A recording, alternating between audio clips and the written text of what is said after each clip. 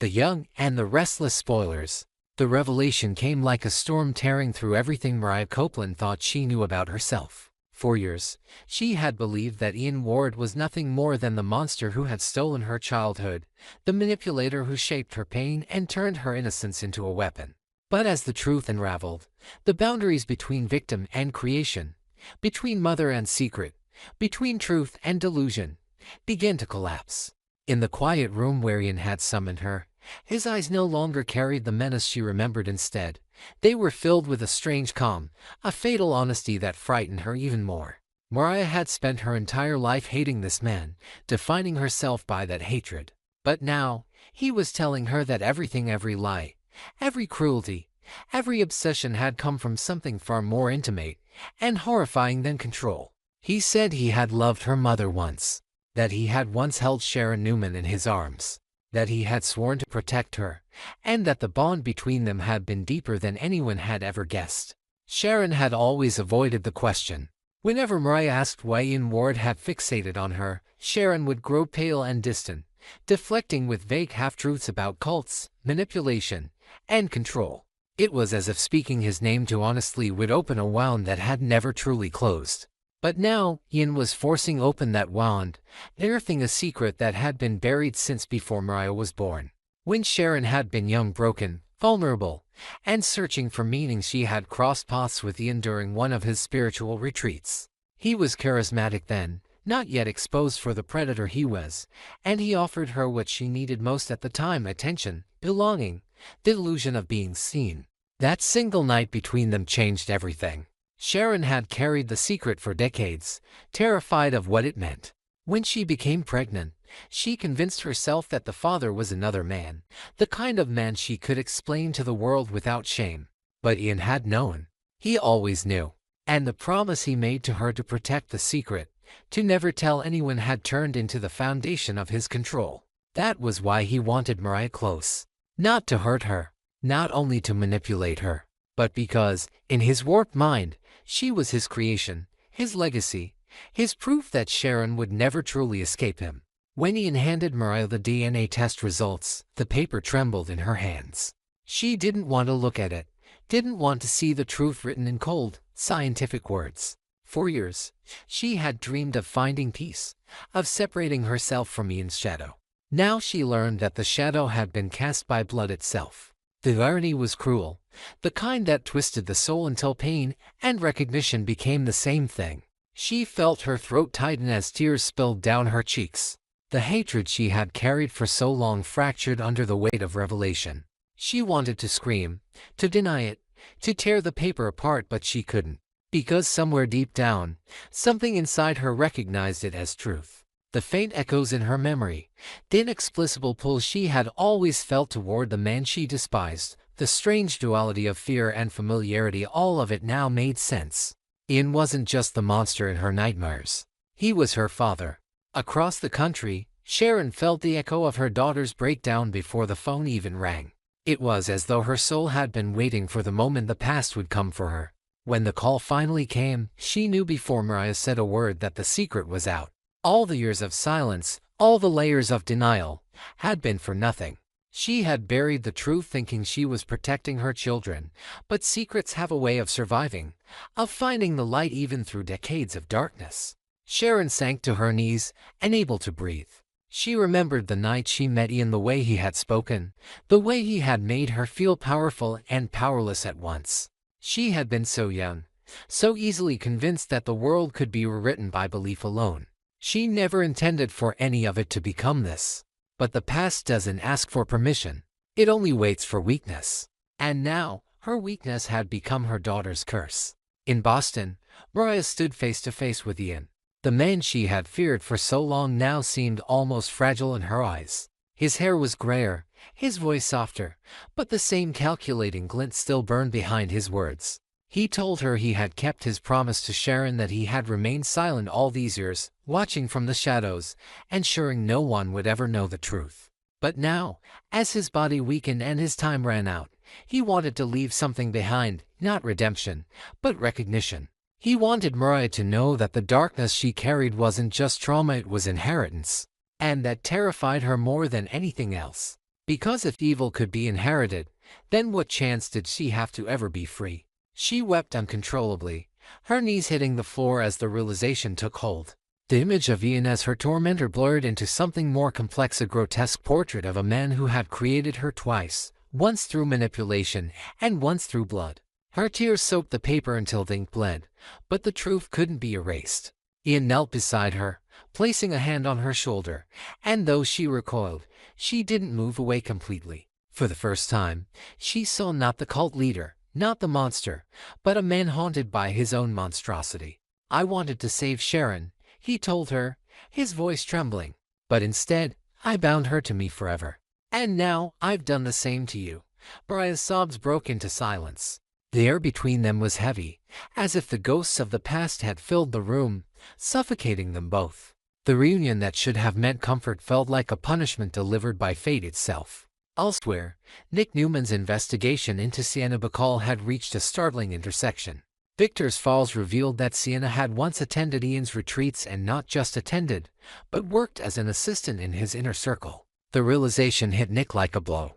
Everything was connected. It was accident, Mariah's breakdown, the resurfacing of Ian Ward. The pattern was too precise, too deliberate to be coincidence. It was as if Ian's influence had never truly left Genoa City, as if his reach extended through every family he had ever touched. When Nick called Sharon to tell her, her voice cracked.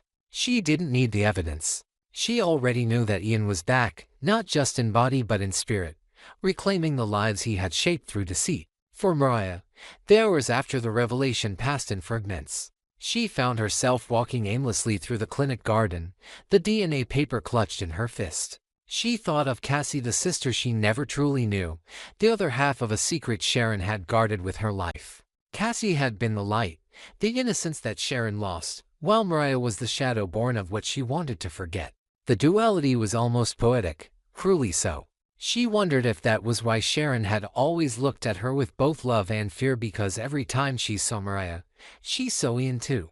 The realization burned through her like fire. She screamed into the night, releasing years of rage, grief, and confusion. And somewhere inside, beneath the chaos, something shifted. Understanding didn't bring peace, but it brought clarity, and maybe that was enough. When morning came, Sharon made the decision she had avoided for years. She booked the first flight to Boston.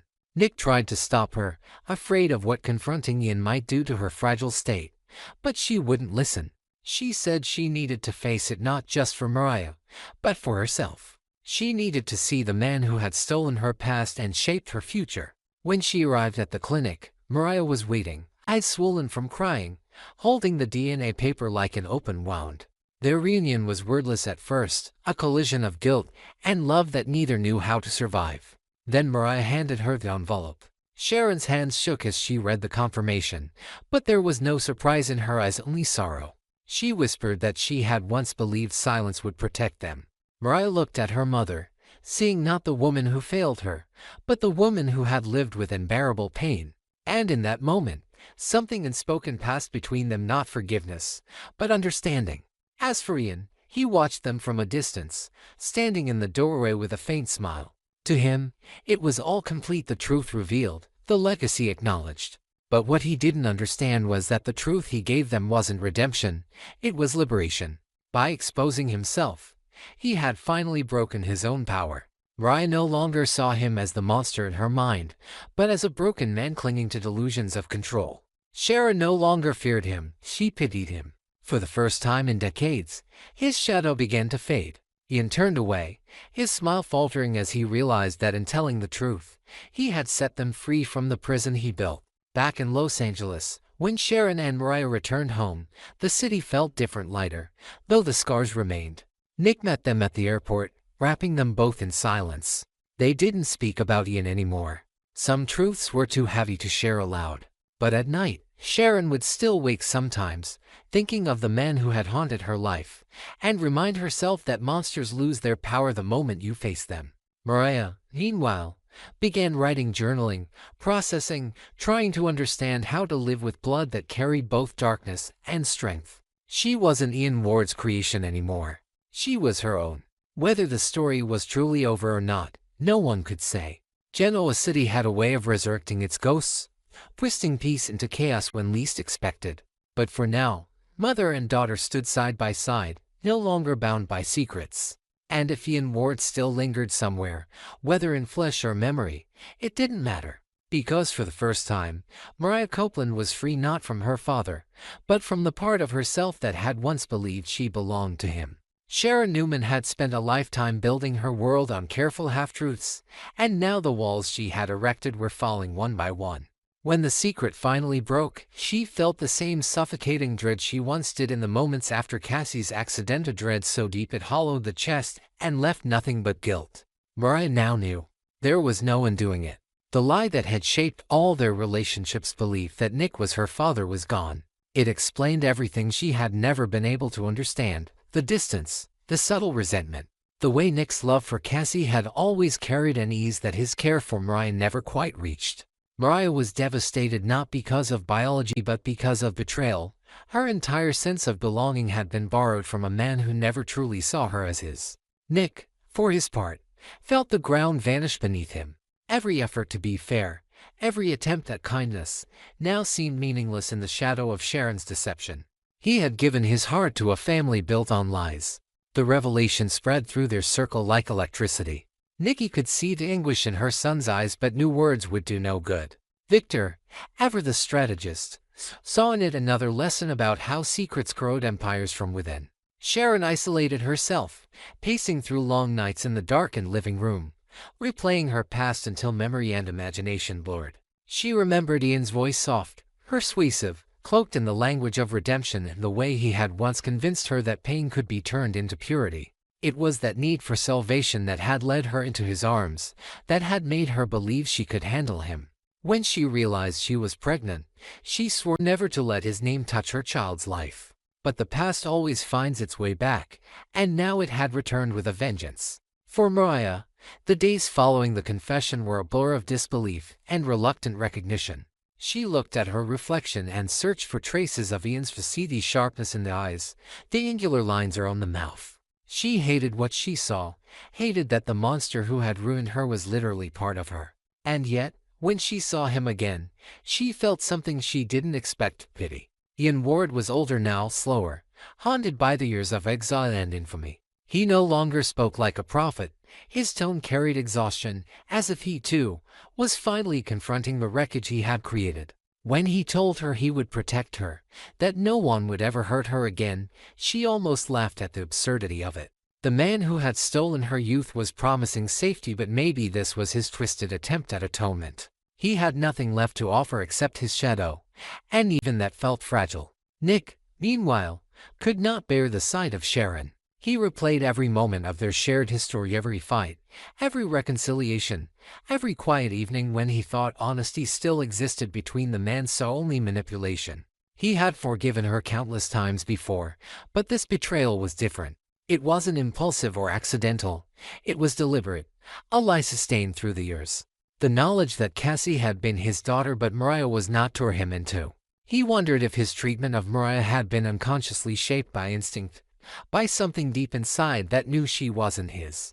The guilt of that possibility was almost as painful as Sharon's deceit. He left Genoa City for a while, retreating to his mother's estate, searching for a way to forgive without forgetting. Back in Boston, Ian kept close watch on Mariah. He followed her to therapy sessions, waited outside clinics, ensuring no one approached her. When reporters began to circle hungry for scandal, he quietly paid them off or threatened them away. Whatever his motives, the gesture was real.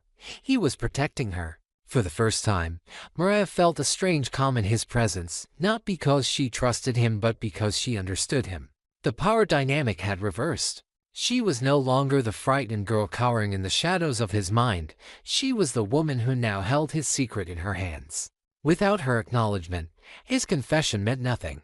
She could destroy him publicly or let him fade into obscurity, and that choice gave her a kind of peace. Sharon eventually gathered the courage to visit them. The reunion was tense, heavy with the weight of everything unspoken. She expected Mariah to lash out, to accuse her of cowardice, but instead her daughter simply looked tired. The anger had burned itself out, leaving behind a weary acceptance. "You should have told me," Mariah said at last, her voice quiet but steady. Sharon nodded. There was no defense left, no justification that didn't sound hollow. She explained how she had been trapped, how Ian's threats had silenced her, how the shame of what happened made her believe secrecy was mercy. But she also admitted something deeper. She had been afraid that if the truth surfaced, Nick would leave her for good. And now that fear had finally come true. Ian watched the two women from a distance, feeling something that almost resembled regret. For decades he had convinced himself that control was love, that possession was protection. Now he saw the cost of his delusion, a daughter who would never fully forgive him and a woman who had spent her life running from his memory. He told himself that by guarding Mariah he was making amends, but in truth he was only trying to ease the burden of his own guilt. When he saw Sharon flinch at the sight of him, he realized redemption was impossible. Yet he stayed nearby, a silent sentinel, because even monsters crave purpose, and protecting Mariah was the last illusion he had left. Nick returned weeks later, drawn back by duty more than desire. He found Sharon at the coffee house, her hands trembling as she poured drinks she no longer tasted. Their conversation was short, stripped of affection. He told her that he didn't hate her but he couldn't trust her either. He would support Mariah from afar, as he always had, but the bond between them was changed forever. Sharon listened without protest. There was nothing left to fight for except the hope that someday, distance would dull the pain. For Mariah, the next chapter was uncertain.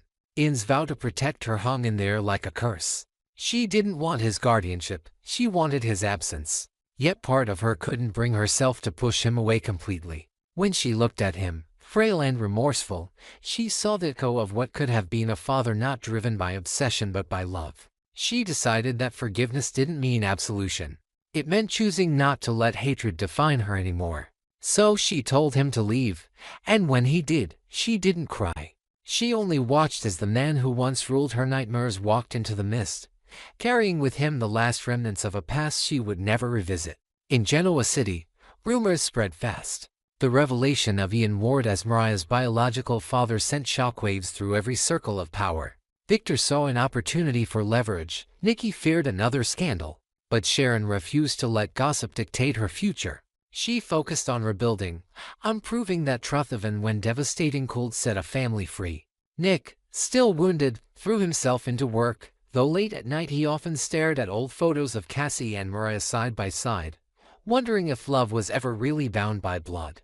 And somewhere, far from the city lights, Ian Ward lived quietly under another name, keeping his promise in his own twisted way. He sent anonymous donations to Mariah's foundation, made sure no one who had once followed him ever contacted her again. Whether it was love, guilt, or obsession no longer mattered. What mattered was that for the first time, he was not trying to control her life, he was trying to protect it. Sharon would sometimes wake from dreams where the past replayed itself in endless loops, retreats, the lies, the fear, but each morning she rose knowing the truth was finally out. The cost had been unbearable, but secrecy had cost her more.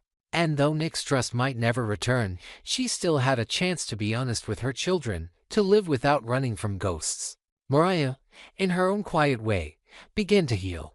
She wrote about trauma, about inheritance, about how sometimes the people who destroy you are the same ones who give you life. Her writing became her salvation, a testament to survival rather than suffering.